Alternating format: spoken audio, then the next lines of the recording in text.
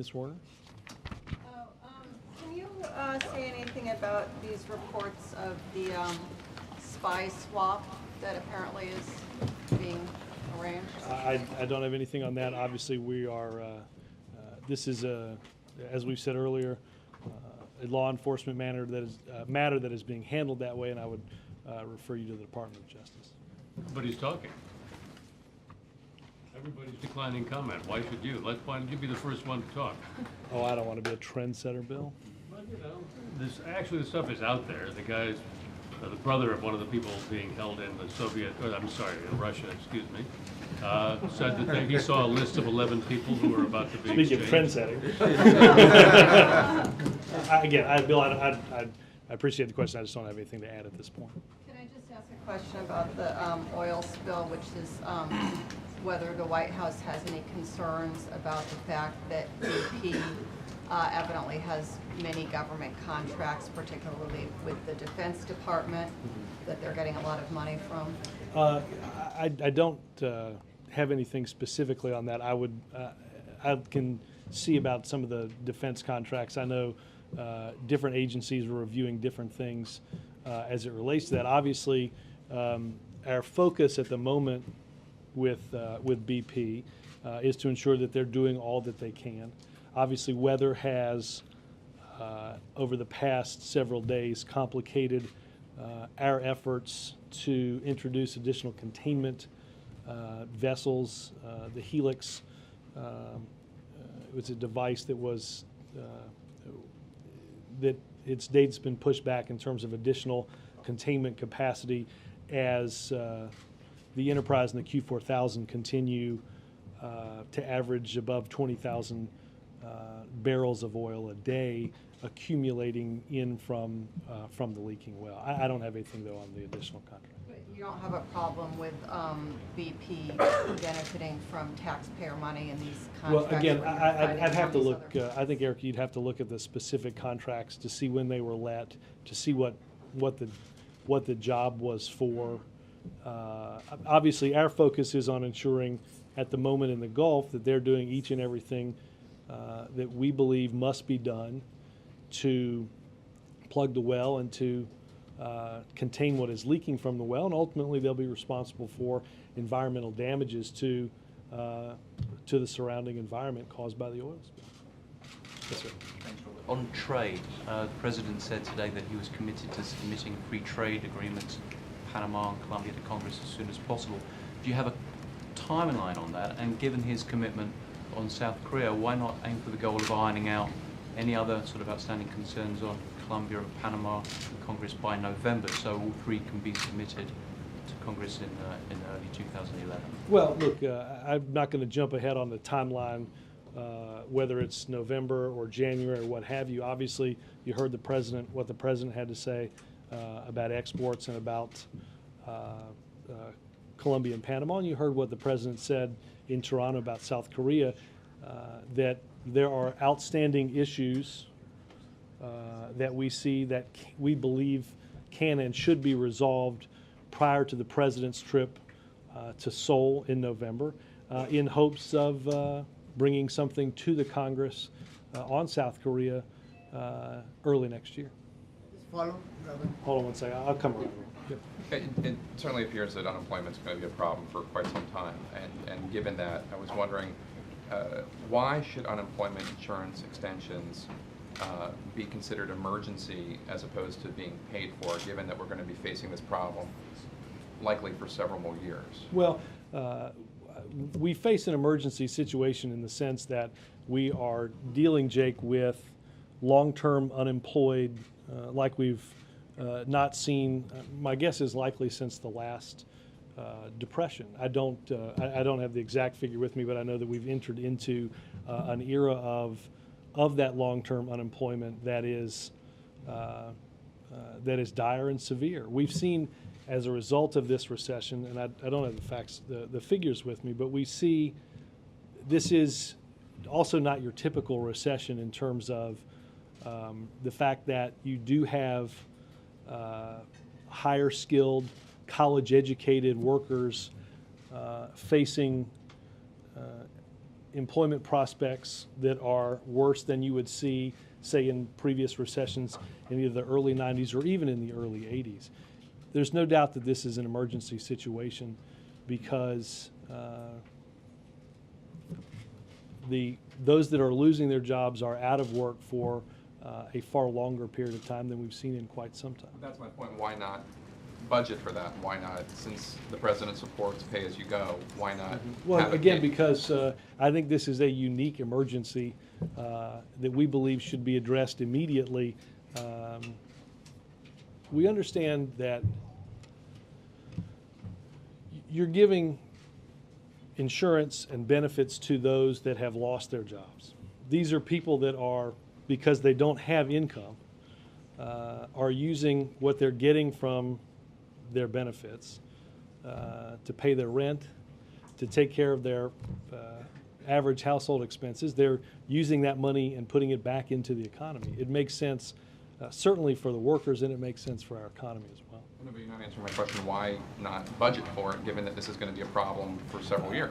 Again, Jake, our viewpoint is just that it's a unique emergency and should be treated as such. Philosophically, do you think that, well, there's this debate that's emerged within the Republican Party, given voice by Sharon Angle in Nevada and Rand Paul in Kentucky, that perhaps unemployment benefits constantly being extended discourages people from going out and getting work. I recognize that's not supported by a lot of economists, but is there a limit to how long people should be able to be on unemployment insurance? Well, look, I think that I think you can establish some. Look, we don't look at it as something that is done on a permanent basis. Well, should, I mean, But, 2 years, 3 years, 4 years? I think the Recovery Act extended it through.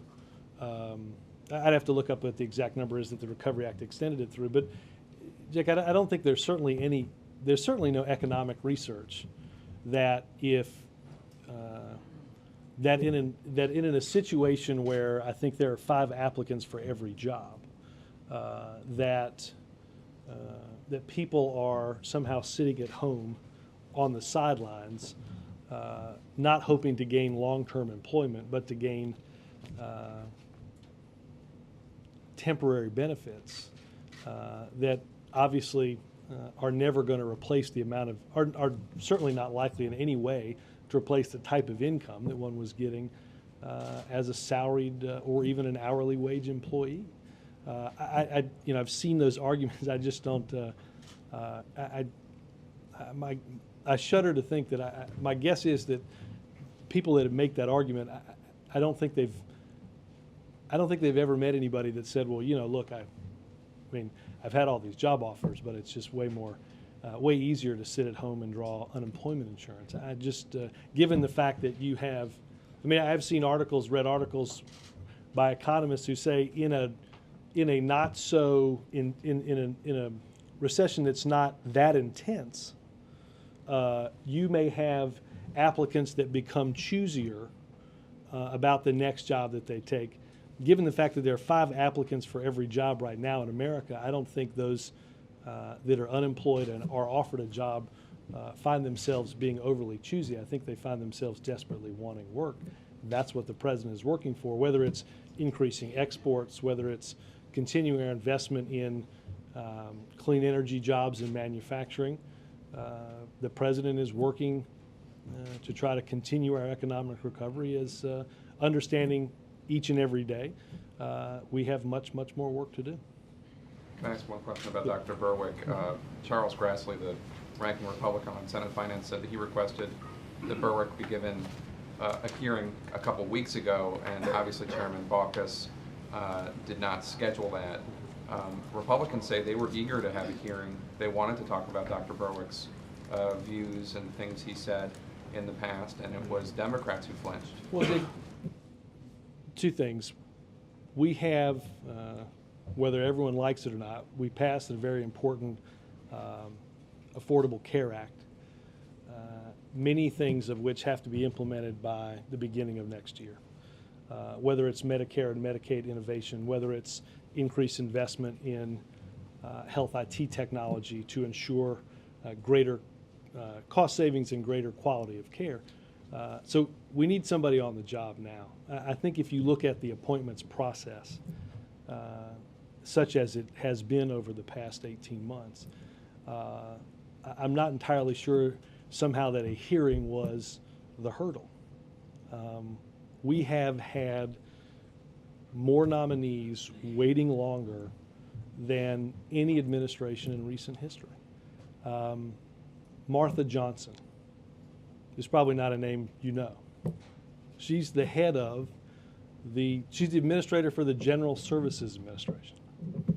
It took her 10 months to be confirmed to a job of which certainly I can't recount that her nomination or her name derives some great controversy. Yet it took 10 months and the vote was unanimous. I'm not talking about Martha Johnson, No, I'm no. talking about Dr. Berwick. And I'm talking about a process that is clearly broken. That the president currently has a total of 189 nominees pending before the Senate. The Senate generally has acted on the president's nominations 1 or 2 days before a recess. We have people that are waiting. 49 of those nominees have been pending for more than 6 months. There is no doubt, Jake, that there is a process up on Capitol Hill right now that was not in any danger of moving forward in a way that was quick enough and needed somebody at HHS to run CMS that is an important job. This is somebody who all involved say is uniquely qualified. And when I mean that, I mean the last two people who've run CMS for the Bush administration both strongly supported Dr. Berwick's appointment. But the Republicans say Berwick supports health care rationing, and that's why they wanted the hearing. I mean, is that true? What's your reaction to that criticism?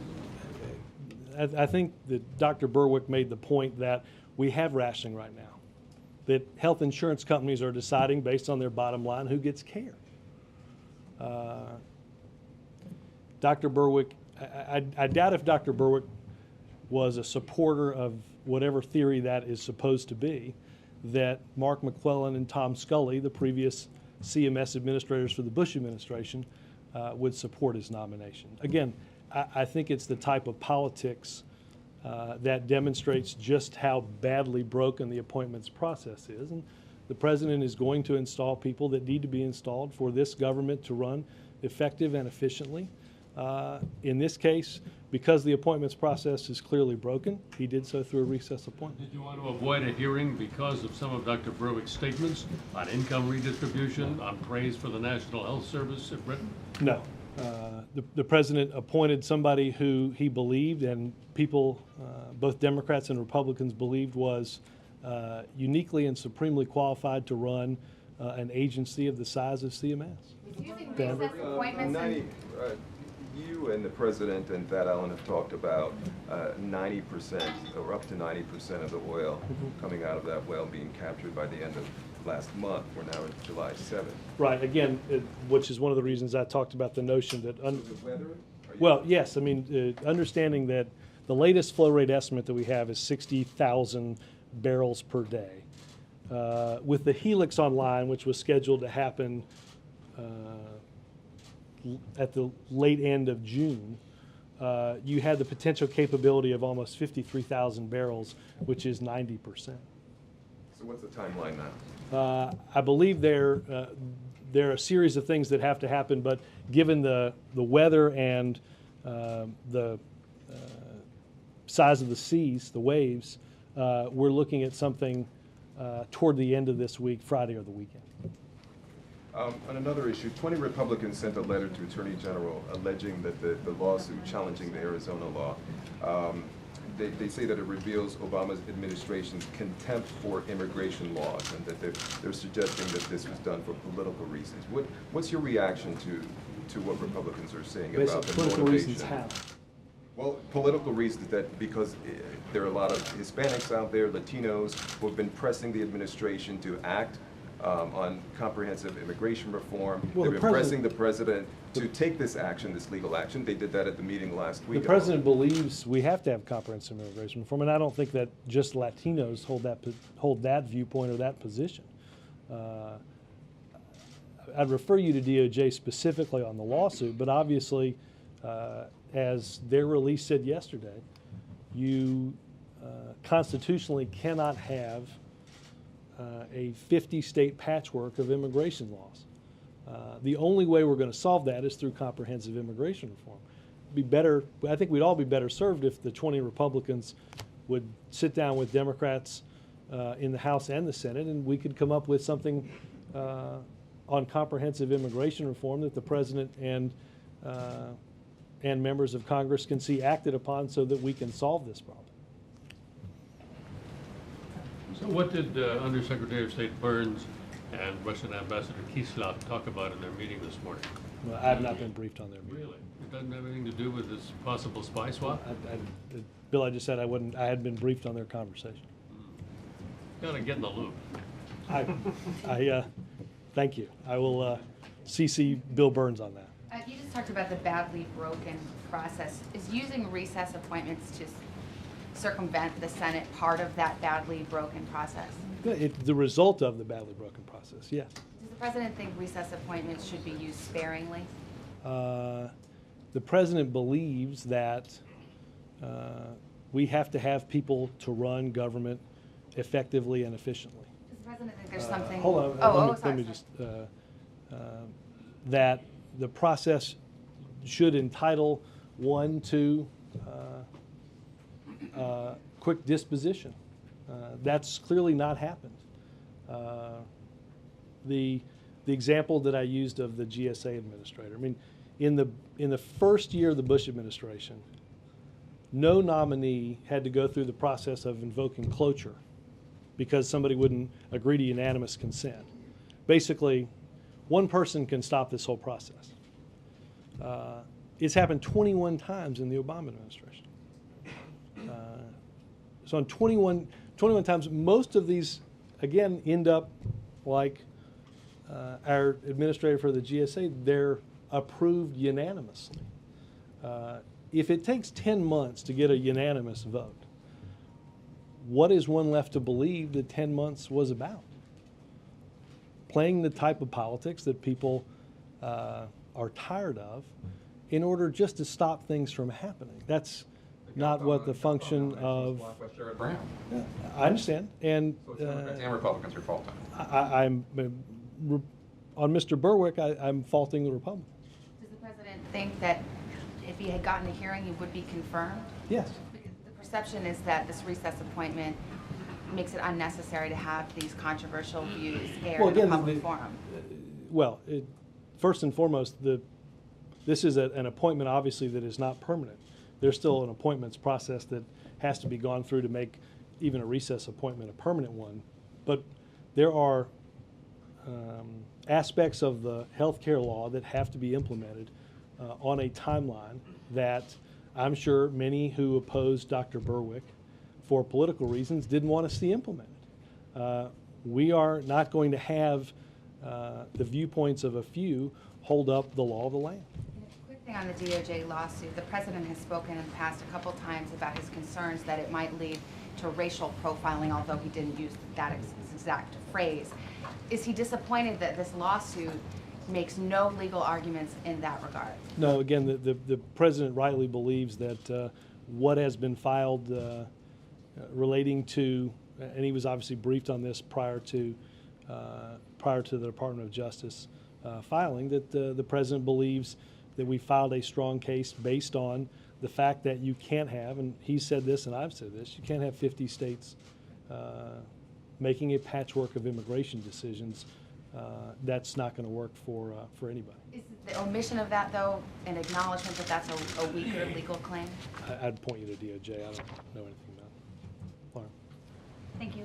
Are the export initiatives that you've announced over the last couple weeks a recognition that the austerity versus stimulus debate that you've been having is politically unproductive and that you really need to change the subject on economic growth? The president made the exports pledge on January 27th, 2010. So I don't see how what he pledged 5.5 months ago plays into, quite honestly, a fairly stale political back and forth. But you certainly stepped up your attention to this issue in recent days and weeks, and clearly trying to change the subject on how to achieve economic growth, doesn't it seem? I think I know where you're going. I don't understand how you're getting there, given the fact that, again, this was a subject that the president outlined. I mean, maybe we were just that good and outlined it in January, thinking what a great way to change the subject, say, the 7th or so of July. But I think that would be maybe giving us a shade too much credit.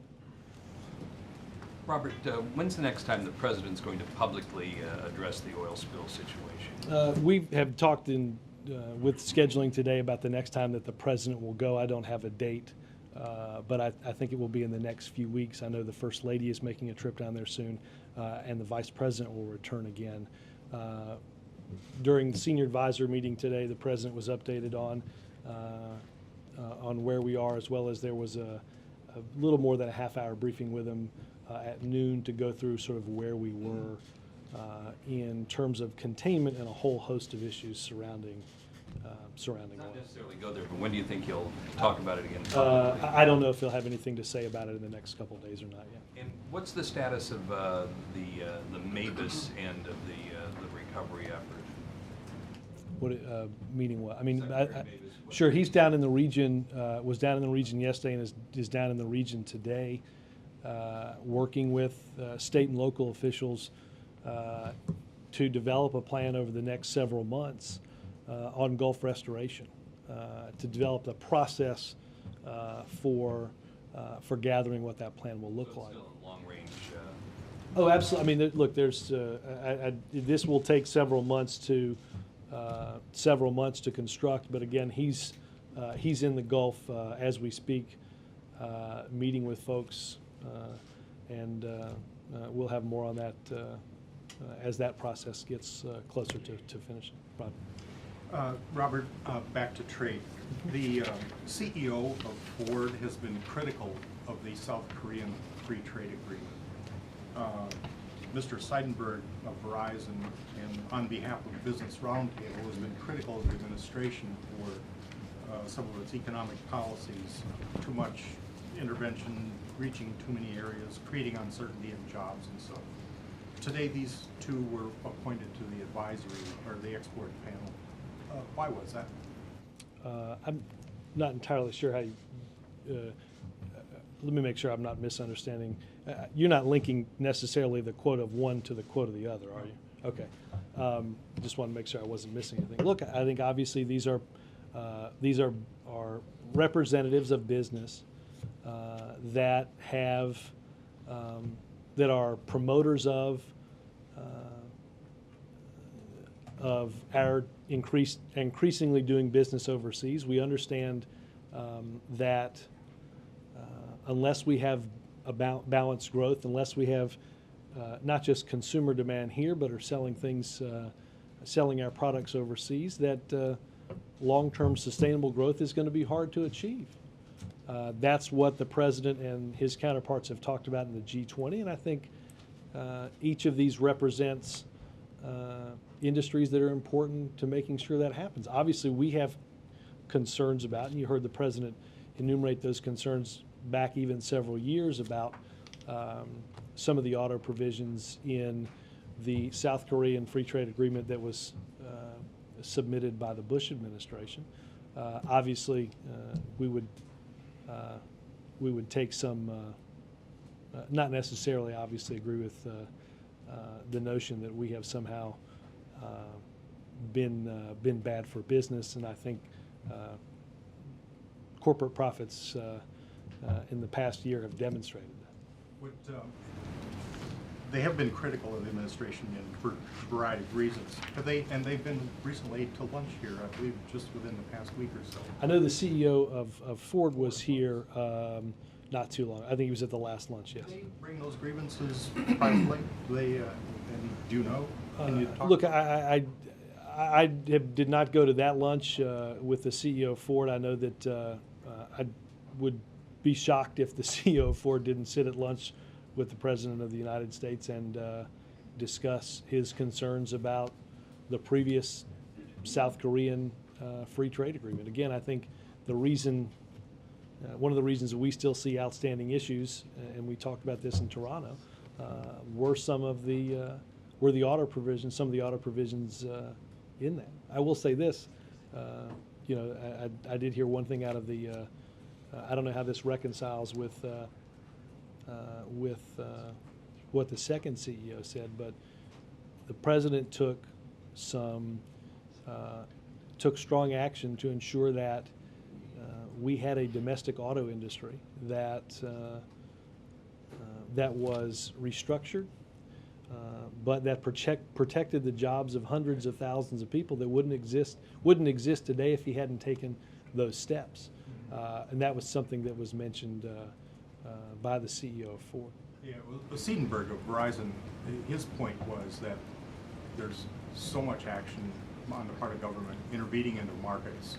It creates uncertainty. Therefore, people are less willing to hire, or wouldn't hire as much because of the uncertainty. I think the actions that this president has taken to stabilize the financial system, to increase demand, to inject a Recovery Act into our thinking, that where we've seen economic demand created, where we've seen positive economic growth over the course of many quarters, and as we've seen positive job growth for, I believe it is six straight months and 7 of the last 8 months, we've seen positive job growth. So I think I would argue that the actions that this administration has taken have been squarely on the side of strengthening this country's economy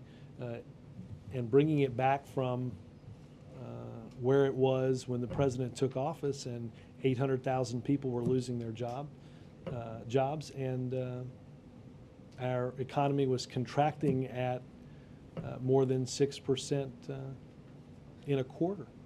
I think that's a pretty strong resume. Major.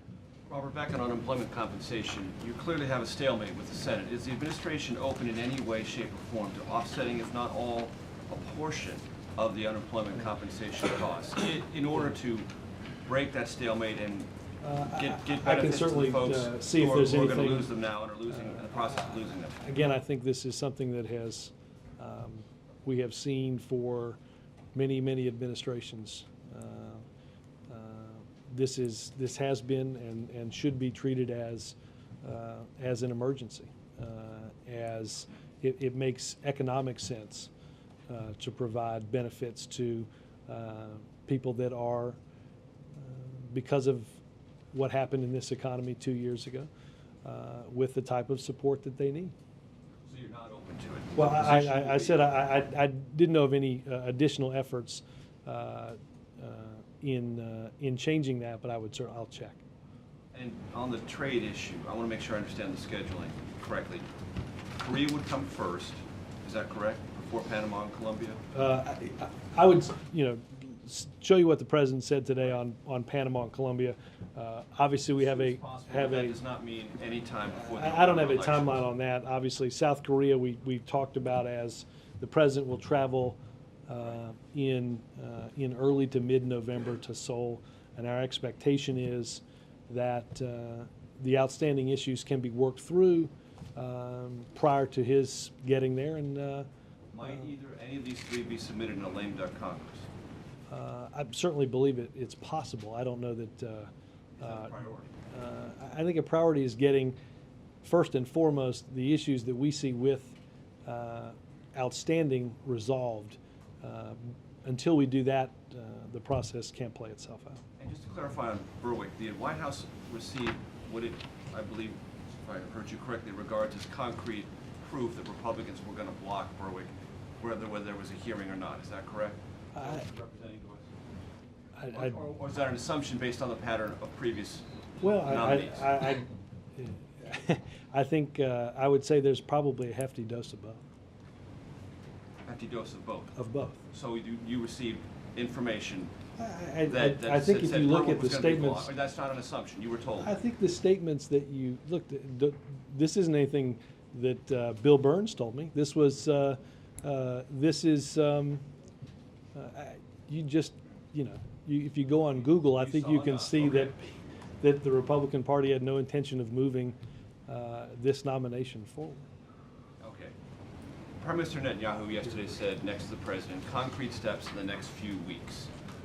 How did the president interpret that, and what does the White House regard and have expectations about those Well- concrete steps being, and in a few weeks, what does that mean? Does that mean before the moratorium expires? Well, I think the president said that he believed that,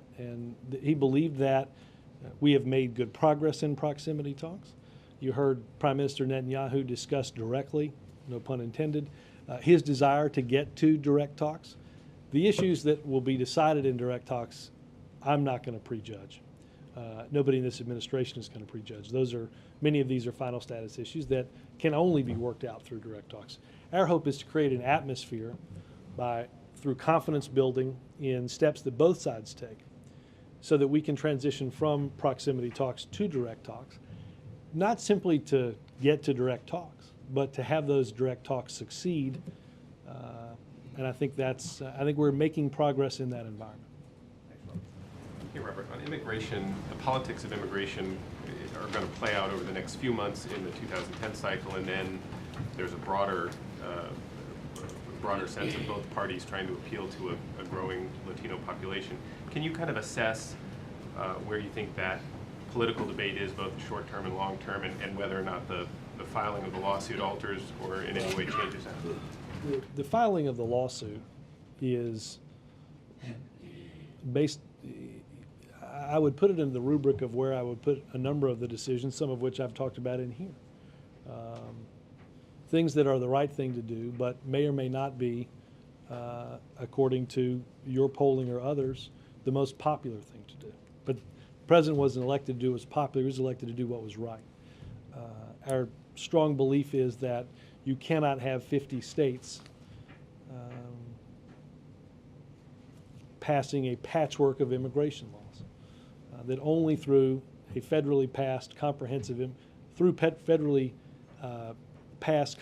immigration reform will we truly have a national standard for how we're going to deal with this. That's the reason that the lawsuit was filed. Okay, but having said that, how does that position play out both short-term and long-term for Democrats, whom the president wants to get elected in 2010, Well, and I will say also this, for the president's reelection? Mike, I will say this. I don't think that the politics of, I think this is true for both Democrats and Republicans. I think more Democrats than not support comprehensive immigration reform, but it is certainly not a monolithic viewpoint. I'm sure different people based on different constituencies and geography see the politics of immigration reform as very multifaceted. The president, and I think you could, I think if you look at the polling that all of you all have done on this law in the short term, it's pretty safe to see that the president did this because it was the right thing to do, not because it was the popular thing to do. A couple of scattered questions. Following on the immigration question, will he be talking about immigration when he's in Nevada with Harry Reid? It's obviously a big issue out there. I don't think, I think the event there will focus more on the economy. Right. It's not, I think the president just gave a fairly comprehensive speech on the topic of immigration. Certainly if the topic were to come up, he'd address it, but it's not the focus of the remarks. Q&A, so town hall type session? I don't believe it is. Okay. And then on trade, does the president have a commitment from Democratic leaders in Congress to take up those trade agreements? I don't know that we've gotten complete assurance. I know that, and look, I know that there are some that are opposed to this. I think part of that opposition may well have to do with many of the shortcomings that the president as a candidate saw in the previously negotiated free trade agreement. We believe there are outstanding issues that can be addressed, and believe that most will reserve judgment on that until there's a product that one puts in front of Congress. So I guess the question is, how confident are you that you can address those outstanding issues to the satisfaction of members of the Democratic Party? Our U.S. Trade Representative, Ambassador Kirk, was here yesterday in the White House for meetings on this, and will work with Democrats and Republicans on Capitol Hill as this process moves forward on addressing these outstanding issues to take to the table the viewpoints of those in Congress.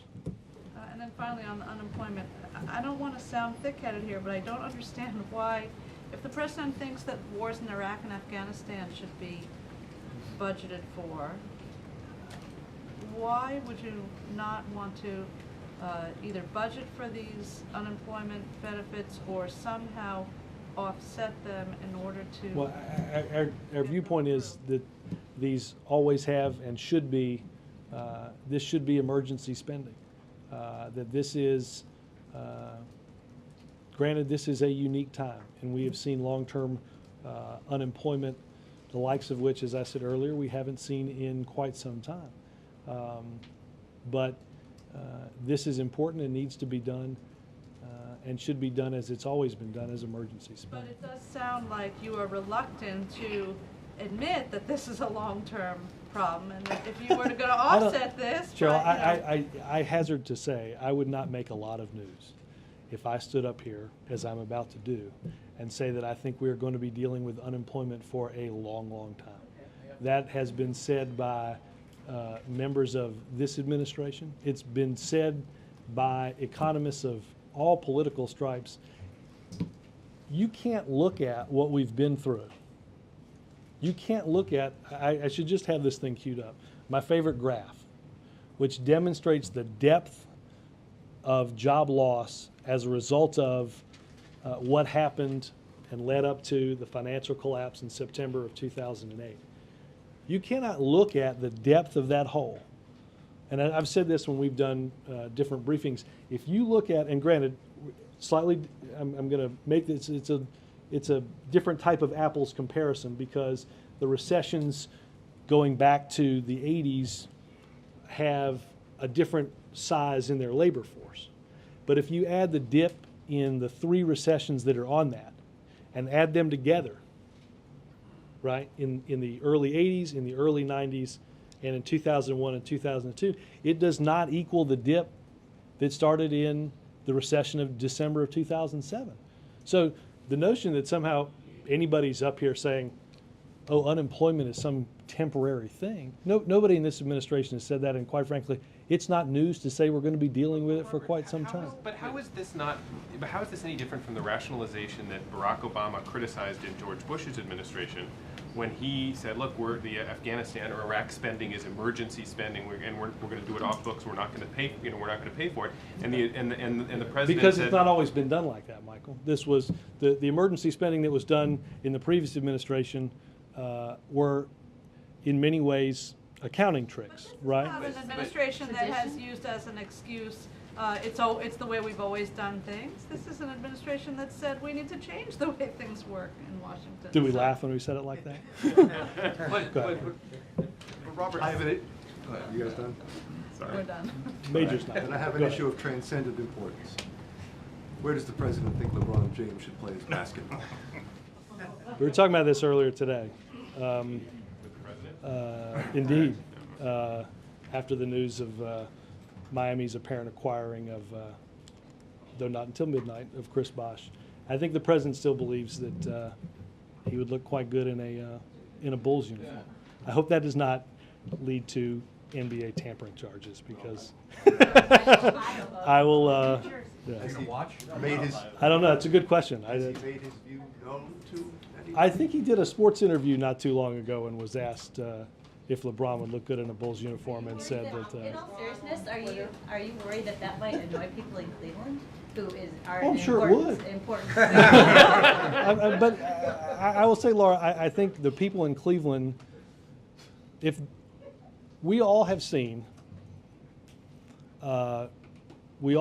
people that, I'm an Atlanta Braves fan, right? I'll say something that's not popular in this town. I'm a Dallas Cowboys fan, right?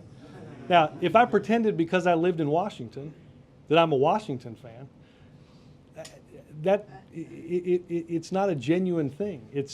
We all see, people that go to the ballpark and they all of a sudden have become the fan of a certain team, not because they've always liked that team, but because they're at that ballpark. That's why the president wore a White Sox hat to a Nationals game, not because he expected to get an ovation for that. Just that's the team he roots for. I think,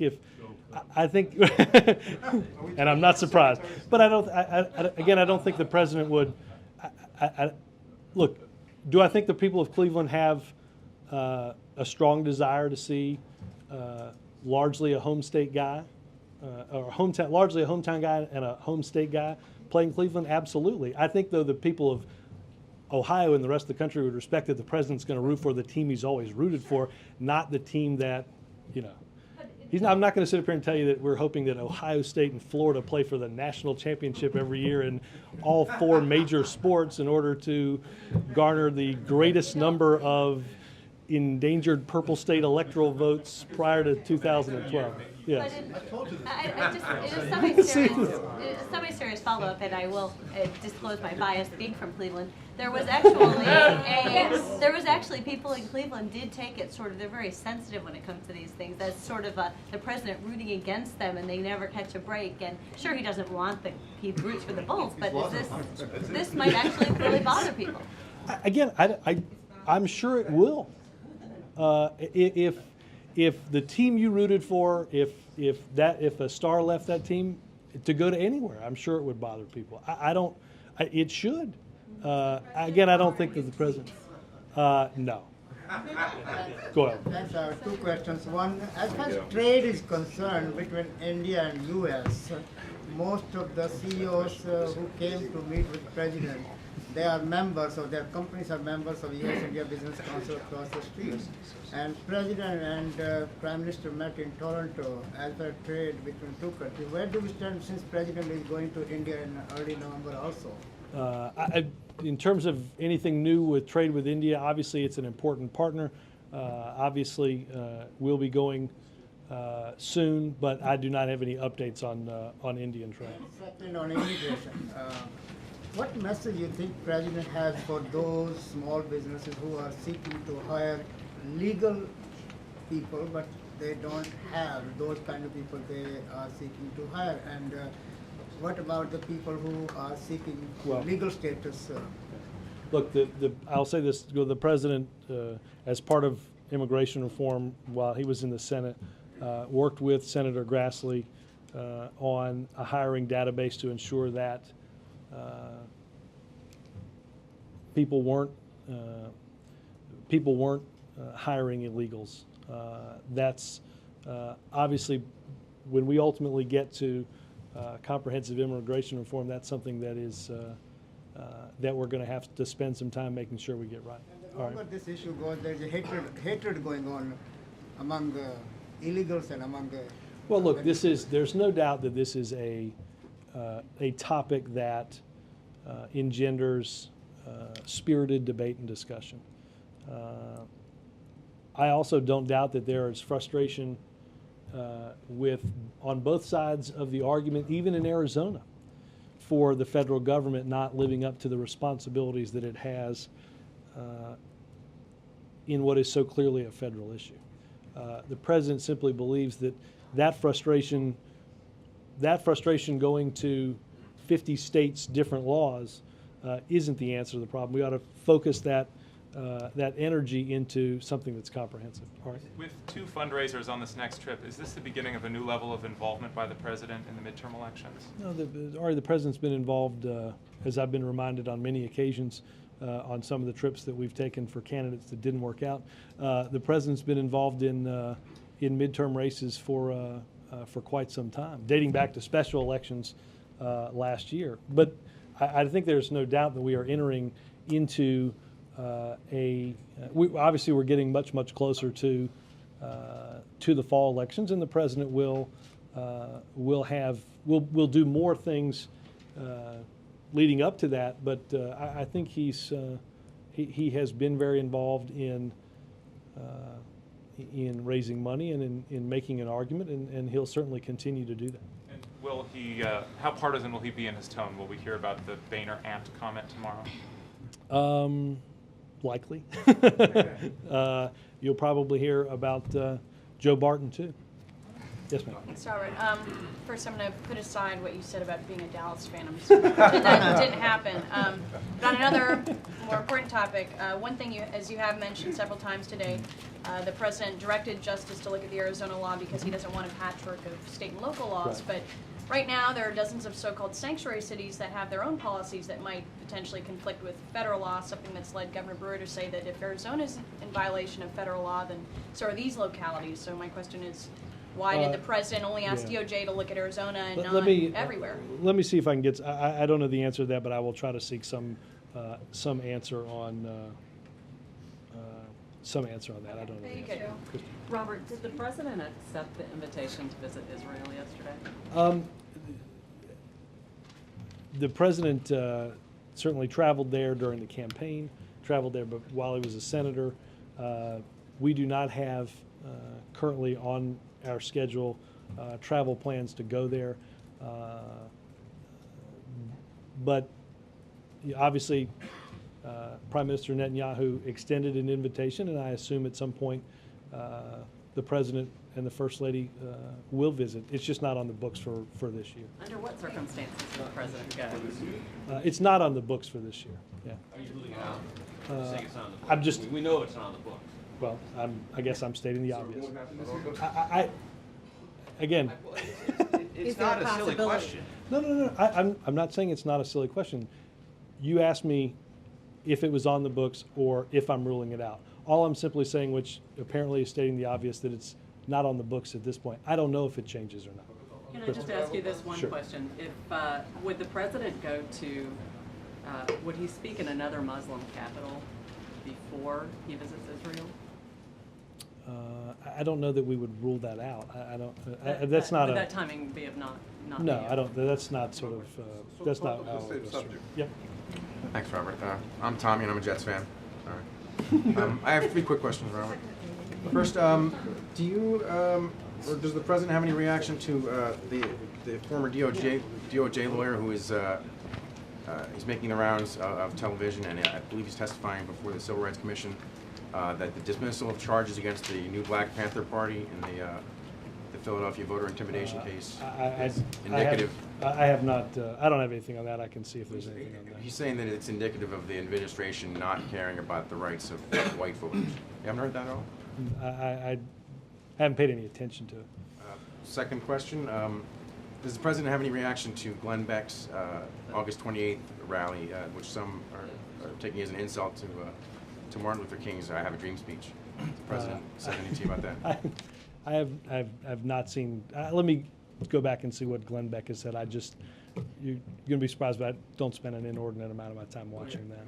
As far as I understand that the permit is under review right now at the National Park Service for use of the Lincoln Memorial. He's going to do a rally. I will check on that. I don't know anything. One more. Okay. Really quick.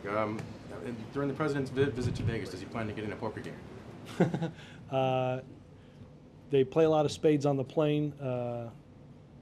Reggie and the president with Marvin and Pete. I don't know if they'll play. Dad will go down to the tables. He may play a little bit in his room. Yes. Thank you, Rob. Yeah, just a couple more follow-ups on the Dr. Berwick's nomination. As far as some of the, among the controversial comments that he's made in the past that would have come out in the Senate confirmation hearing are that excellent health care is, well, excellent health care by definition is redistribution. Some of the others were mentioned. Does the president actually agree with that comment? Look, this is somebody who is uniquely and supremely qualified to run an agency that is important to our government. It's important to seniors. It's important to the implementation of the new health care law.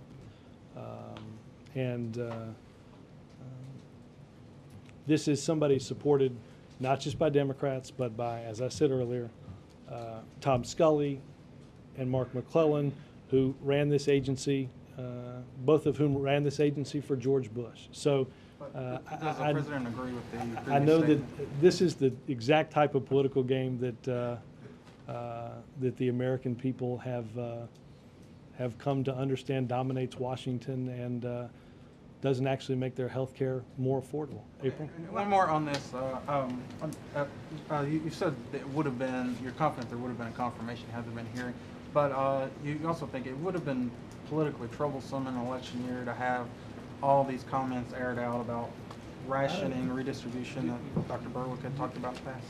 You just read comments. Is there like a secret comment book that somehow you got that nobody else got, and you just read a couple of them to me, and somehow they wouldn't have come out? What, did he say things like rationing happens today? The question is who will do it? Did he say that? Did he say that? That was one comment. The Actually, comment that was I just Paul read- Ryan. That was Oh, Paul okay. Ryan. Okay. He's a The Republican in Congress. All right, that's fine. You got Okay. your own comments. The April? comment I just read. No, that's not my comment. Okay, That's okay, Paul Ryan's fine. comment. That's your own comment. But the comment I just read to you came straight But out did of the- the did- speech he gave in No, Britain. no, that came out of Paul 2000. Ryan's mouth, the one I just No, read. okay, that's fine. That's your Rationing comment. happens The today. quote that I read The to question you- is who will do it. Yeah, the Well, quote you that I thought read that to Don you- Berwick said that, right? You told me that? You asked me. I thought it sounded like the It quote. I read sounded a like separate it, but quote to you. it I read a seems to be the separate quote to you. viewpoint of the member of Congress that has spent a lot of time talking about health care, right? Yes, but Go talk to Paul Ryan, and I'll be happy to take that question at a later date. April? but I've read a Robert, separate. okay, thank you. Robert, back on the issue of comments, you just said that the president's going to talk a little bit about Joe Barton. Is he concerned, does he feel that something more should have happened to Joe Barton? Because he continues to bring it up weeks afterwards. Look, this is an issue for Republicans to decide whether Republicans want Joe Barton to be the ranking member of the Energy and Commerce Committee. So you keep putting it on the table to get them to deal with the issues. Is that what you're doing? That's for them to decide to deal with. I mean, I don't think they would be surprised that it's caused them some pain and consternation. It apparently caused so much so on that day that he was called in to apologize. So, again, I think it is emblematic, whether it is what John Boehner said or whether it's what Joe Barton said. It's emblematic of a mindset that believes that financial reform is basically akin to something the size of an ant, or what caused and precipitated the need for financial reform is something like that. Or somebody who believes, as the ranking member of the Energy Committee, that the apology is due not to the people of the Gulf whose lives have been altered, but to the company that caused it. Now I want to get to the issue of messaging on this racial profiling in Arizona and this challenge to their law. You said the president that did this as it's the right thing to do, not because it's popular. What kind of message are you going to give to the American public? How are you going to generate a message as, again, going back to the prior question, polls are showing that most Americans are for this racial profiling, not just for Latinos, but also Caribbean nationals in Arizona? I would simply say that, go back to my earlier answer, in that the president did not make a determination about what to do, or has not made a determination about what to do on immigration based on what's popular. And the Department of Justice didn't make a determination on filing this lawsuit based on what's popular. They did it on what was right. That's go to the community and talk about it to generate more support on your side versus on the other side. Again, I think the president has spoken clearly on his desire to see comprehensive immigration reform, the reason why we believe it needs to happen, and the reason why, understanding the frustration, but believing that the output of what happened in Arizona actually makes it harder to get a comprehensive immigration reform standard that the whole country can deal with. And The 5th anniversary of Katrina is next month, and I'm trying to. I know you are, but the 5th anniversary of Katrina is next month. And how is the president, is that going to be overshadowed totally by BP, or is the president going to have a separate piece for that? I don't know. I'll look at the schedule and have some information. Let me go, Sam, and I'll go home. Thanks, Robert. Not go home. Just back on the economy, talk about unemployment's going to last a very long time. Looking at the next couple of days, how does the president sell this concept of recovery summer when people aren't seeing a recovery? Well, first and foremost, I think it's important to understand, Sam, that the president is going to continue to make the case for the steps that we took being the right steps to take. Again, they may not have always been politically popular, but they were the right thing to do. We long ago, even when we were talking about the Recovery Act just as legislation, we always said that it was never of the size and scope of the output removed from the economy because of the recession. It was never going to totally fill that hole.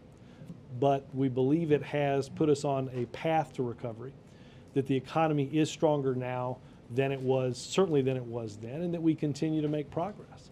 The president and the vice president particularly will highlight the steps that are being taken this year and this summer on specific recovery projects, a big ramp up in infrastructure, whether that's safe drinking water projects or road construction projects.